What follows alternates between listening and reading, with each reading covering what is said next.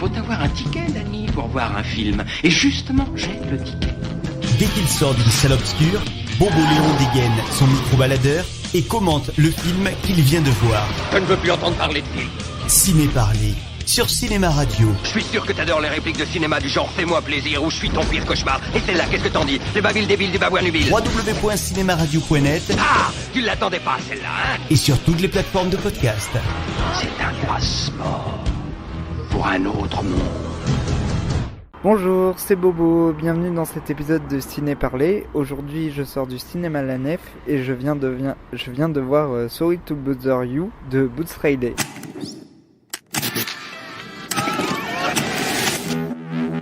I'm just out here surviving. And what I'm doing right now won't even matter. Baby, it will always matter.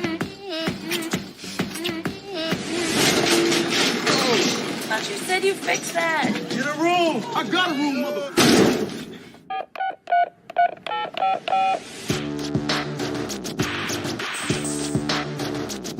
Hey, Cash, how much longer I gotta wait for my money? God made this land for all of us. Greedy people like you want to hog it to yourself and your family. And Me and my family? yeah. Cassius, I'm your uncle. I just really need a job. 40 on 2. This is telemarketing. Stick to the script. Hey, hello. Mr. Davison, Cassius Green here. Sorry to bother. Let me give you a tip. You want to make some money here? Use your white voice. My white voice. I'm never talking about Will Smith's wife, like this young blood. Hey, Mr. Kramer, this is Langston from Regal View. Donc Sorry to Bother You est un film d'anticipation ou une uchronie, parce que je ne sais pas si ça se passe dans le futur ou aujourd'hui. Donc voilà, mais en tout cas ça se passe à Auckland aujourd'hui. Donc comme Blindspotting, ça se passe dans la même ville, c'est assez rigolo. Et du coup c'est dans un futur proche ou dans une société qui n'est pas la nôtre mais qui ressemble tout à fait à la nôtre, où la téléphonie mobile règne.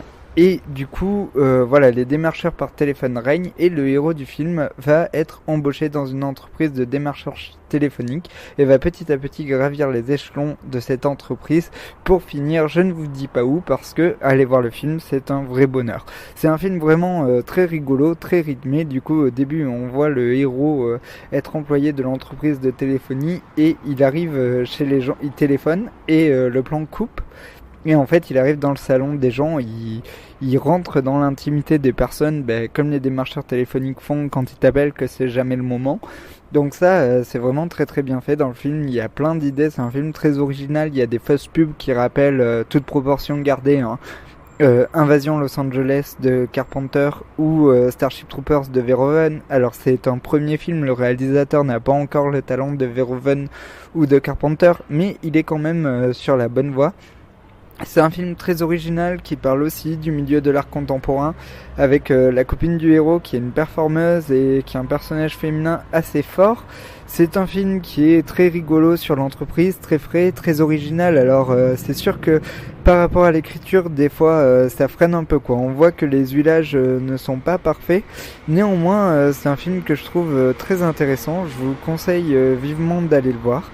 C'est assez beau. Non, c'est pas ce que je dirais, mais la manière dont c'est fait, la franchise et l'honnêteté avec laquelle c'est fait, les gags, par exemple, pendant la grève, sont très très rigolos parce que les employés de l'entreprise de téléphonie vont se mettre en grève. Enfin, de toute façon, c'est basé que sur des gags.